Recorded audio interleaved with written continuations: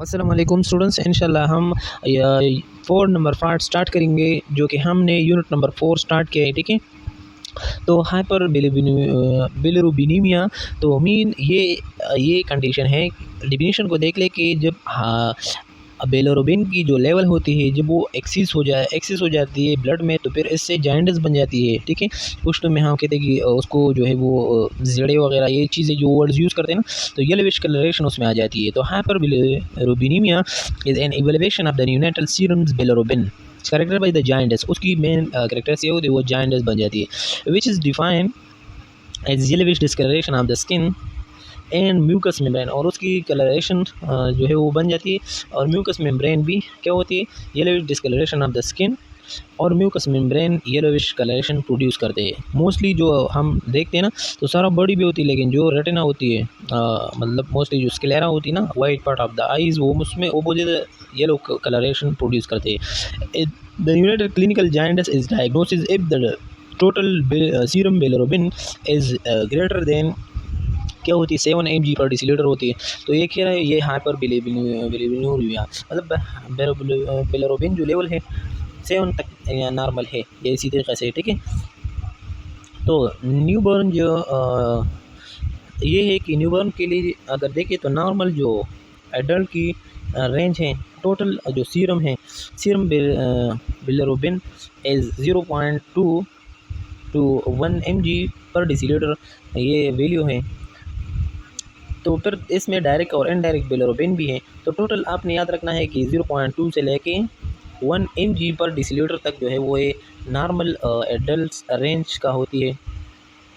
Direct अगर bilirubin की बात हम कर लेंगे ना, तो मतलब इन भी आपने सर्च करना है, मैंने तो सर्च की लेकिन वो एग्जैक्ट वर्ड नहीं आ रहा, तो आप कोई भी कह सकते हैं। फिर डायरेक्ट की हम बात करेंगे ना, तो 0 से लेके जो 2 तक होती है ना, 0.2 mg पर डिसीलीटर तक वो डायरेक्ट आती है। और इनडायरेक्ट ये एक पॉइंट है कि इनडायरेक्ट 0.8 मतलब 0.2 से लेके 0.8 तक उसकी इनडायरेक्ट वैल्यू होती है बिलिरुबिन की। ठीक है, फिर बात क्या होती है कि जो पैथोफिजियोलॉजी है बिलिरुबिन की, तो न्यूनेटल बाइल जो पिगमेंट मेटाबॉलिज्म होती है, तो वो न्यूनेटल में जो है वो बाइल प्रोड्यूस होती है। वो पिगमेंटेड कलर मतलब जो कलरेशन होती है वो थ्रू द मेटाबॉलिज्म वो प्रोड्यूस करते हैं। तो सबसे पहले क्या होती है कि आरबीसीज डिस्ट्रक्शन होती है। तो आरबीसीज डिस्ट्रक्शन होने की वजह से सांड इधर हो जाती है और मतलब जो ग्लोबुलिन है वो उधर हो जाती है। ठीक है, और जो हीम्स ग्रुप्स होती है वो मतलब सॉरी जो वाटर है वो उधर हो जाती है। तो आरबीसीज जो है वो जो डिस्ट्रक्शन होती है ना, तो ये चीज़ें अलग अलग होती है। और हीम्स ग्रुप और उसी तरीके से ग्लोबिन प्रोटीन पोर्शन का रीयूज बाय द बॉडी। और जो ग्लोबिन पम्प बनेंगे ना, तो वो ज़ाया नहीं होती, वो आप हमारा बॉडी अपने बिल्डअप करने के लिए दोबारा यूज़ कराते हैं। तो ये जब आरबीसीज डिस्ट्रक्शन हो जाती है तो उसके साथ मिल जाती है किस चीज़, ऑक्सीजन मिल जाती है। और इस ऑक्सीजन मिलने की वजह से बिलिरुबिन जो है वो पाम होती है। इस बिलिरुबिन क्या कि मोर ऑक्सीजन उसके साथ और बाइंड होती है, तो इससे बन जाती है कि जो मतलब अनकंजुगेटेड बिलिरुबिन बन जाती है। फिर अनकंजुगेटेड बिलिरुबिन वो प्लाज्मा प्रोटीन के साथ चलती है और लिवर में चले जाती है। तो लिवर क्या करते हैं, उसको मेटाबोलाइज और उसके साथ मुख्तलिफ किस्म के ऑक्सीडेशन रिडक्शन करवाते हैं, तो which release from the plasma protein inside the liver can connect with the glucuronic acid and a glycuronyl transferase enzyme के through in the conjugated bilirubin that has 3 pathway। जब conjugated bilirubin जो है वो उसकी क्या 3 pathway होती है। एक तो ये है कि कंजुगेटेड बिलिरुबिन बाइल डक्ट के थ्रू जो है वो डाइजेस्टेड फूड तक चली जाती है और वो फूड को डाइजेस्ट कर लेती है। दूसरी है कि किडनी के थ्रू जो है वो यूरोबुलिनोजिन के में कन्वर्ट हो जाती है और वो वहाँ पे पड़ी रहती है, मतलब इनएक्टिव फॉर्म में।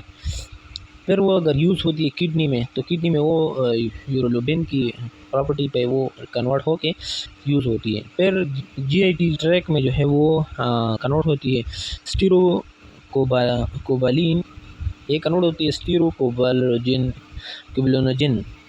ठीक है, तो जिन जहाँ पे भी आया हो तो वो इनडायरेक्ट मतलब वो जो फार्म हो वो इनएक्टिव फार्म होता है। To obtain normal colour of urine, वो normal colour of the urine जो है वो प्रोड्यूस कर सकते हैं।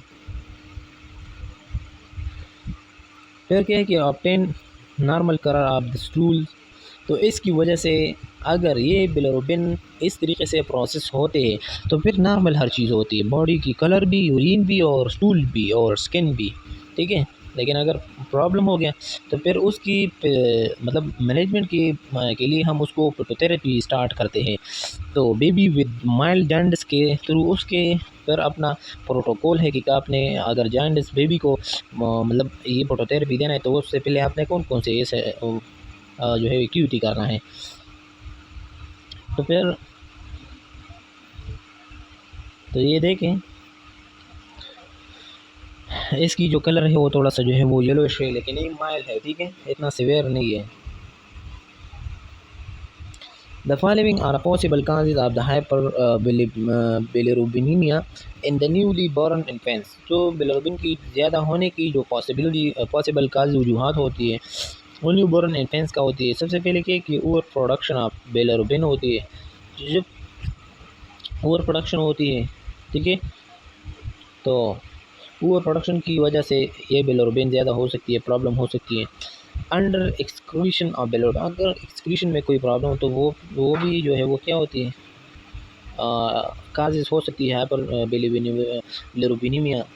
कंबाइन हुए के का कंबाइन और प्रोडक्शन इन, ठीक है। फिर फिजियोलॉजिकली जॉन्डिस उसको हो सकती है। ब्रेस्ट जो है मिल्क एसोसिएटेड जॉन्डिस उसकी हो सकती है कि उसकी मिल्क वो भी मदर से लेते हैं और मदर की क्या जॉन्डिस है तो उसके साथ जो है ये ले सकते हैं। फिर कॉम्प्लिकेशन क्या क्या हो सकती है। The most common complication of the hyperbilirubinaemia is kernicterus या बिलिरुबिन हो जाती है। तो अगर अच्छी तरीके से और टाइम पे बिलिरुबिन जो जॉन्डिस है कंडीशन है वो ठीक ना हुआ तो फिर वो ब्रेन में चले जाते हैं और वो कार्निकटेरस काज करती है, मीन जो एनसेफेलोपैथी, जो बिलिरुबिन एनसेफेलोपैथी। तो इसमें क्या होती है एनसेफेलोपैथी में, which usually occur when the unconjugated serum bilirubin level exceeds then 20 mg per deciliter in small stick preterm infants, even a bilirubin level in a low range may cause the cornecterus, ठीक है। तो cornecterus जो है वो 17 mg पे, ठीक है। तो stick जो infants हैं and even this bilirubin level in a low range may cause the cornecterus। अगर 20 से एक्सीस होती है ना तो फिर ये तो लाजिम उसकी कर्नेक्टेरस और जो ब्रेन डेथ होती है या एनसेफेलोपैथी होती है वो कर होती है। लेकिन अगर वो कुछ ना कुछ लीड दे रहा है, ठीक है, तो हम ठीक है। फिर अगर सी सेक्टरम हो या प्रीटरम हो या इन्फेंस हो तो ये सब चीज़ें जो है इसका अपने क्या करना है, देखभाल करना है। लेकिन अगर बिलिरुबिन लेवल इसी तरीके से मज़ीद 2-3 दिन जो है वो इसी तरीके से हाई रहा तो प्रॉब्लम और इंक्रीज़ हो सकती है। तो क्या करना है कि मैनेजमेंट आपने अनकंजुगेटेड जो हाइपर बिलिरुबिनीमिया है तो उसके लिए आपने एज अ प्रोफाइलैक्सिस ट्रीटमेंट देना है, मतलब पिरोबारबिटोन देना है, ब्लड एक्सचेंज ट्रांसफ्यूजन करना है। Carry out this technique decide the crash card, आपने क्रैश कार्ड को जो है वो यूज़ करना है techniques as a technique. Phototherapy हम उसको लगाएंगे इस मतलब हाइपर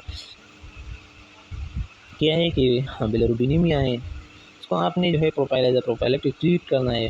पिरोबारबिटोन ब्लड एक्सचेंज ट्रांसफ्यूजन करना है। तो सबसे पहले आपने nursing care for these infants receiving phototherapy, जो बेबी फोटोथेरेपी रिसीव करता है तो ये पॉइंट्स आपने अच्छी तरीके से उसको पिकअप करना है। पहला पॉइंट ये क्या है कि cover the infants eyes in the and genital organ. जो जेनेटल आर्गन होती है वो तो ऑलरेडी डैम्पर पे जो है वो क्या होती है, अनएक्सपोज होती है, लेकिन जो आइज़ होती है वो उसको भी कवर करना है। जो आई टैग आते हैं ना उस आई टैग पे आपने उसकी जो आइज़ होती है उसको क्लोज करना है। The infant must be turn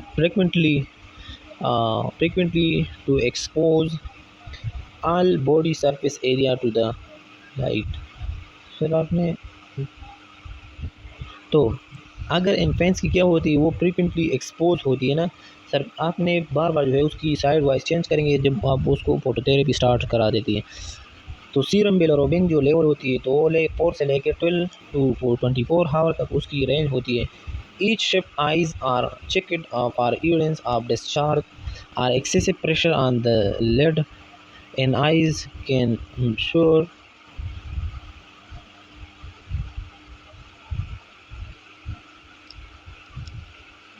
ठीक है, तो सॉरी फॉर देट। तो क्या है कि excessive pressure on the lips and eyes can care should be done usually warm water then apply eyes drops और ऑमलेट। तो अगर बहुत ज़्यादा टाइम से वो फोटोथेरेपी लेता है तो डिहाइड्रेशन का भी स्टेटस आपने ख्याल रखना है, इनटेक आउटपुट, और उसके साथ उसकी जो लिप्स वगैरह हो या ये चीज़ें आपने अगर वो ड्राई हो रही है तो फिर आपने वेट करना है। ठीक है, फिर बात हो रही है कि I cover should be remove during the feeding. Feeding के दौरान आपने जो आइज़ आपने क्लोज किया हुआ है उसको रिमूव करेंगे आई टेक। उसका मेन रीज़न ये कि उसकी जो ट्रस्ट बिल्डिंग होती है ना, तो ताकि वो अच्छी तरीके से उस स्टिमुलाई को जो है परसीव कराया जाए। तो and this opportunity is taken to provide visual and sensory stimuli होती है। तो आपने क्या करना है, विजुअली सेंसरी स्टिमुलाई को जो है वो प्रोवाइड करना है। अवॉइड ऑयली लुब्रिकेंट्स और lotions on the intense expose skin. उसकी जो एक्सपोज स्किन होती है वहाँ पे आपने क्या करना है, लोशन और जो लुब्रिकेंट्स एरिया होती है वो आपने अवॉइड करना है। ठीक है, क्योंकि ऑयली एरिया जो होती है वहाँ पे पेनिट्रेशन ऑफ द फोटोथेरेपी की जो लाइट होती है वो नहीं होती, because this can act as a barrier of to prevent penetration of the light through the skin. तो स्किन से वो पेनिट्रेशन फिर नहीं होती है। 7 नंबर पे क्या है कि increase पीड्स in volume and calories. फिर क्या होते हैं इसमें पीड्स की जो वॉल्यूम आप किलारी वगैरह है वो include 20% additional fluid volume to compensate for the insensible and intestinal जो वाटर लॉस होती है। तो सेंसिबल और इनसेंसिबल जो लॉस हो रहा है बेबी से उसको आपने 20% आपने एडिशनल फ्लूइड देना है। And take and sure.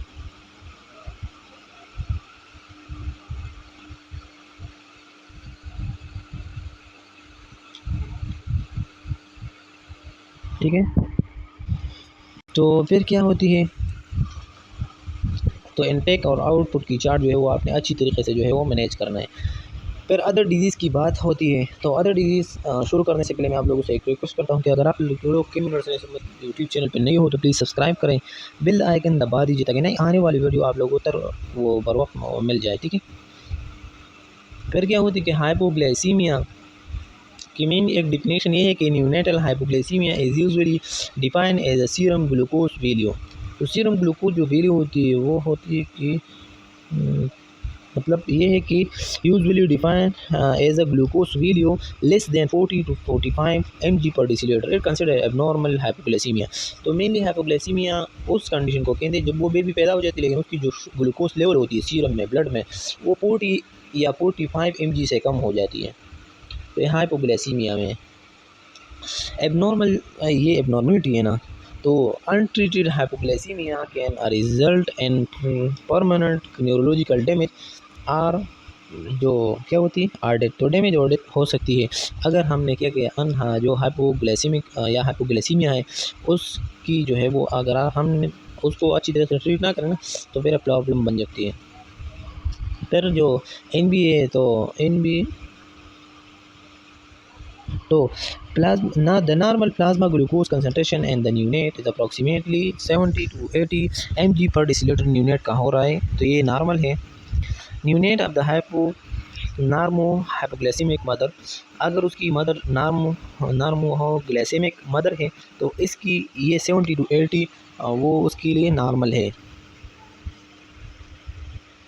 Neonate की एड्रेस फॉर डेवलपिंग हाइपोग्लाइसीमिया, वो कौन कौन से रिस्क फैक्टर है जो जिसकी वजह से हाइपोग्लाइसीमिया आकर होती है। तो द मेन कॉज में because maternal malnutrition during pregnancy which lead to the fetal जो माल न्यूट्रिशन है एंड अ कोर्स ऑफ ला बिटवीन द। ठीक है, तो द मेन काज में बिकम मैटरनल माल न्यूट्रिशन। तो अगर मैटरनल माल उसकी मदर की जो है वो सही डाइट नहीं है तो ये एक फैक्टर हो सकती है, उस ये रिस्क फैक्टर है इसकी वजह से हाइपोग्लाइसीमिया आकर हो सकती है after the delivery. During pregnancy which lead to fetal malnutrition and आप कोर्स के कोर्स लो बर्थ वेट, उसकी जो वेट होती है वो नॉर्मल से ही कम होती है, जो हाइपोग्लाइसीमिया की पेशेंट होती है, ठीक है। Those infants who are a small for gestational age infants that manifested by decrease in their birth weight and subcutaneous fats and hepatic glycemia। और फिर क्या है कि अगर एक बेबी ऐसा है, इन्फेंट ऐसा है कि वो स्मॉल पार गेस्टेशनल है, स्मॉल पार गेस्टेशनल मीन की जो उसकी जो नॉर्मल गेस्टेशनल 40 वीक्स तक जितनी भी गेनिंग वगैरह, वेट वगैरह, क्लिनिकल रोटेशन वगैरह, ये सब चीज़ें अगर हो रही ना तो उसको ये इवालुएट करते हैं। लेकिन इसके साथ अगर गेस्टो इंटेस्टाइनल या गेस्ट्रो जो एज इन्फेंट्स होती है वो क्या होती है, वो सेम होना चाहिए। तो फिर क्या ये हाँ, the manifestation is by decrease there the birth weight and spontaneously paid hepatic glycogen. फिर ये नॉर्मल आप जो है वो क्या होती है, वो स्टार्ट हो जाती है। दो इन्फेंट्स ऑफ डायबिटिक मदर, तो इन्फेंट्स ऑफ डायबिटिक मदर जब होती है तो those name as launch for gestational age, उसकी गेस्टेशनल एज को जो है आपने क्या करना है, देखना है, लॉन्च फॉर गेस्टेशनल एज को, ठीक है। फिर 4 नंबर पे क्या है कि who those whom's placenta were abnormal mean placenta previa. तो प्लेसेंटा प्रीविया क्या है कि वो उसकी जो यूट्रस होती है वो अपने वहाँ पे उसकी जो हेड है वो आ जाती है। Those won't there mother who, ठीक है। तो those mother is the toxaemia during the pregnancy, अगर प्रेगनेंसी के दौरान कोई भी टॉक्सीमिया अगर होती है ना, तो फॉर एग्जांपल अगर एक्लिम्शिया है, मतलब जो बीपी और सीजर वगैरह ये इंक्रीज हो रही है, तो जो pre eclampsia, induction of the labour, preterm infancy, ये सब चीज़ें जो है क्या वो चेंज करना पड़ती है, ठीक है,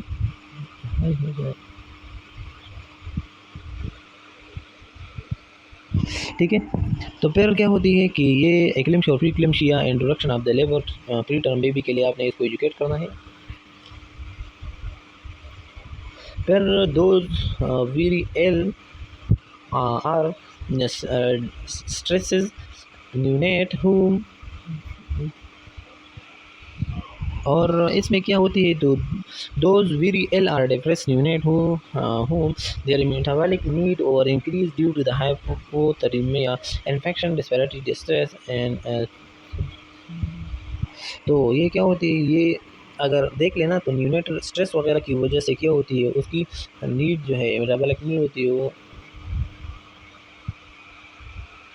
फिर आती है कि पैथोफिजियोलॉजी हाइपोग्लाइसीमिया की क्या हो सकती है। तो the fetus retrieve glucose from the mother continuously अगर अक्रॉस द प्लेसेंटा, तो आपको पता है कि जो बेबी होती है वो डायरेक्टली जो है मदर से अपनी जो है वो डाइट वगैरह ग्लूकोज जितने भी न्यूट्रिएंट्स हैं वो लेता है डायरेक्टली। जब वो पैदा हो जाती है तो कि as soon as the cord cut within 2 hours the normal neonate blood glucose level fall into 70 to 80 mg per deciliter और to 550 mg per deciliter हो सकती है। मतलब जब पैदा हो जाती है तो उसकी जो ब्लड की कंटेंट होती है वो बहुत लो होती है। फिर क्या कि एट दिस टाइम हो जाती है, ठीक है। तो 70 to 80 mg पर डिसीलीटर या 50 mg पर डिसीलीटर ये क्या है, ये नॉर्मल लेवल है किस चीज़ की, कि वो हाइपोग्लाइसीमिया हो या नहीं है।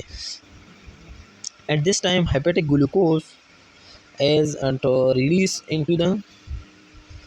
into the blood and the serum level या serum glucose level return to at normal level at birth। 80 to 70 to 80 ये नॉर्मल है एट बर्थ पे, नॉर्मल बेबी का, टर्म बेबी का। So after the birth is neonate must keep well nourished because of the newly acquired stress as abrupt transition from warm intrauterine environment to the relatively cool extrauterine care. So beginning the respiratory cycle, फिर आती है कि जो relatively cool extrauterine ones during the respiratory cycle to prevent to prevent carbohydrate storage consumption, and there is the neonate become risk developing hypoglycemia. फिर आती है कि जो तो मतलब ये है कि जो पैथोफिजियोलॉजी है कि न्यूनेट के जो नॉर्मल होती है, लेकिन वो जो पॉइंट, तो ये सब पैथोफिजियोलॉजी है।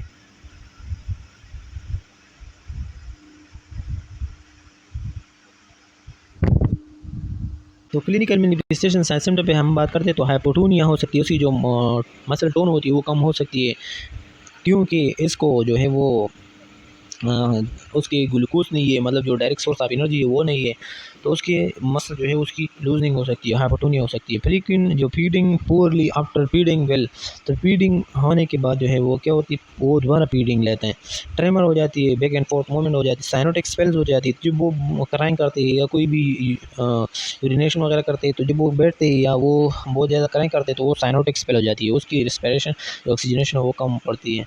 लेथार्जी होती है, उस लेथार्जी में जो है वो क्या करना है, या सीज़र जो है वो, और इसी तरह ये सीज़र वगैरह हो सकती है। तो ये साइन सिम्टम था। तो आती है पॉइंट्स पे, और जो साइन सिम्टम है तो हाइपोथर्मिया होती है, इरेगुलर रिस्पिरेटरी पैटर्न मतलब एपनिया हो सकती है, स्टॉप ऑफ द रिस्पिरेटरी जो पैटर्न है, इरिटेबिलिटी, इरिटेबल होगा ये बेबी, जस्ट जो है कि हाइपोग्लाइसीमिया हो गया। हाई जो है वो क्या होती है, तो ये साइन सिम्टम जो है हो सकती है हाइपोग्लाइसीमिया के पेशेंट के। High pitch cry follow by the weak cry, सबसे पहले हाई क्राई होती है, फिर वो आहिस्ता आहिस्ता, क्योंकि उसको एनर्जी नहीं होती, फिर वो वीक क्राई करते हैं। पूर रिफ्लेक्सेस, उसकी जो मतलब एक्टिविटी होती है, टेंडान की जो रिफ्लेक्सेस वगैरह होती है, न्यूरोलॉजिकल रिफ्लेक्सेस, तो वो स्पेशली सकिंग रिफ्लेक्स जो है वो उसमें आ जाती है, वो लेकिन वो पुअर होती है, वो तो होती है लेकिन डेवलप होती है, लेकिन इतना डेवलप नहीं होती वो, फिर हम उसके लिए एनजी ट्यूब वगैरह पास करते हैं। तो मैनेजमेंट ऑफ द न्यूनरी का प्रिवेंशन हम इसलिए करते हैं ताकि वो प्रिवेंट हो जाए। तो उस प्रिवेंशन करने के लिए जो है वो क्या करते हैं, providing a warm environment early, या अर्ली एंड जो एंट्रल फीडिंग होती है as the single most important preventive measure होती है। तो मोस्ट प्रिवेंटिव मेजर में हम ये चीज़ देते हैं कि enteral feeding is to be stopped. Breast or artificial milk should be used if the infant is able to tolerate nipple or then gastric tube feeding. अगर उसकी सकिंग अच्छी नहीं है तो फिर उसके लिए फार्मूला फीड वगैरह स्टार्ट करेंगे, और अगर वो क्या करेंगे, उसको इंजेक्टिव वगैरह पास करेंगे ताकि वो उसको आर्टिफिशियल वे से या आर्टिफिशियल टाइम जो है वो क्या कर ले, फूड वगैरह जो उसकी खुराक है वो मिल जाए। फिर क्या है कि जो these neonate should have glucose feel you monitor until they are taking full feeding and have 3 normal feeding reading above the 40 to 45। तो ये मॉनिटर करने के लिए जो इन्फेंस है, पहले तो ये कि वो फुल फीडिंग लेते हैं, तो 3 जो है 3 टाइम या 3 मतलब मौक़ों पे आपने चेक करना है जब वो फुल फीडिंग करते हैं, और फिर 3 इस टाइम से चेक करना है जब वो फीडिंग नहीं करती, प्री फीडिंग लेते हैं। तो अब अगर 40 to 45 है तो फिर ये इन्फेंस नॉर्मल है। Care must be taken to ensure that the breast feeding mother are providing an adequate intake, ठीक है। तो उस एडुकेट इंटेक जो है होती है, ये हो सकती है प्रोवाइडिंग। फिर क्या कि if the infants is the risk of hypoglycaemia is unable to tolerate nipple or tube feeding, and 10 IV therapy and with 10% of glucose should be initiated with a glucose level monitor। फिर आपने 10% जो है वो उसको start करना है। अगर वो नेपल और जो मतलब फीडिंग वगैरह है वो स्टार्ट नहीं करती, उसकी सकिंग वो उतना रिफ्लेक्सेस जो है वो उतना डेवलप नहीं होती, तो फिर आपने उसको 10% जो है वो IV देना है।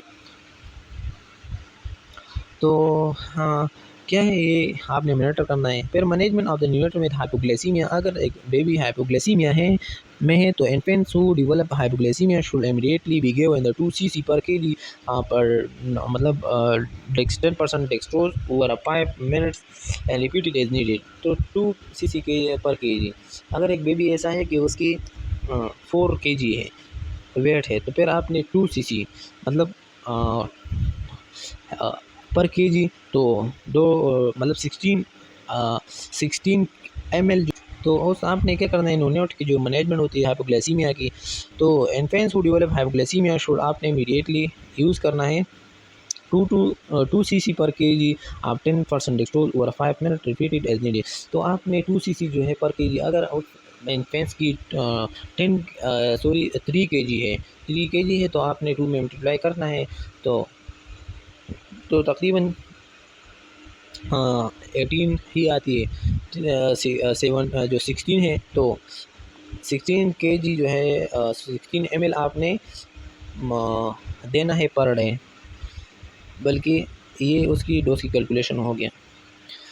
और 5 मिनट में ये आपने देना, फिर वो दोबारा आपने रिपीट करना है। तो ये भी एक कंटिन्यूस, जब आप ग्लूकोज 10% देते हैं तो 8 to 10 mg पर केजी पर मिनट देना है। और स्टार्ट में ग्लूकोज की वैल्यू नॉर्मल ये होती है कि 10 mg पर केजी पर मिनट, डेक्सट्रोल आपने 10 mg देना है।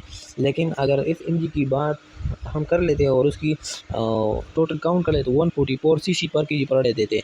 तो अगर 3 केजी है तो 3 केजी को इस 144 से मल्टीप्लाई करके फुल डे के जो ग्लूकोज है वो जो है वो आपने गेट कर सकते हैं। Frequent decide glucose monitoring is necessary, उसकी जो ग्लूकोज मॉनिटरिंग होती है वो बहुत ज़्यादा नेसेसरी होती है, ठीक है। When feeding are tolerated and frequent beside glucose monitoring value are normal, the infusion can be tapered gradually। आपने जो ड्रग वगैरह होती है ना, तो आपने क्या करना, टॉलरेट करना पड़ता है, ठीक है। तो when feeding are tolerated frequently beside glucose monitoring value are normal infuse can be treated using. मतलब अगर वो उसकी नॉर्मल पर आती है ना उसकी ग्लूकोज की मॉनिटरिंग, तो फिर आपने उसकी जो आहिस्ता आहिस्ता उसकी जो कनेक्शन हुआ है कि ब्लड वगैरह में या ग्रो वगैरह, ये सब चीज़ें आपने खामोशी से सुनना है। तो इंशाल्लाह हम जो इसके बाद फिफ्थ पार्ट है उसमें हम न्यूनाटल सेप्सिस के बारे में जो है वो डिटेल से स्टडी करेंगे इंशाल्लाह। तो खुदा हाफिज़, अपना ख्याल रखिए।